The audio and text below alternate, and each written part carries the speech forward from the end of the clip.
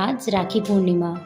আমাদের মতো হিন্দুদের কাছে এটি একটি অন্যতম জনপ্রিয় উৎসব। আর আমরা প্রত্যেকেই জানি এই একটি দিন সব ভাই বোনেদের কাছে অত্যন্ত প্রিয়, কারণ এই দিনটি শুধু তাদের জন্য। সমস্ত দিদি বোনেরা এই দিনটায় তার ভাই বা দাদাদের রাখি পরিয়ে তাদের মঙ্গল কামনা করে।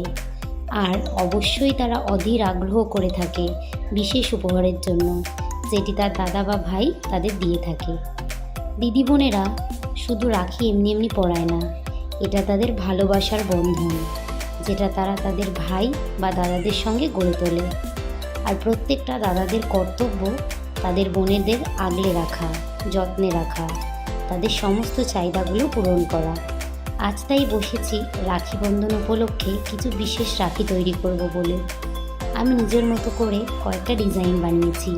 তোমরাও দেখে জানিও তো কেমন লেগেছে, আর ভালো লাগলে একটা লাইক করে দিও। আজকের মতো টাটা।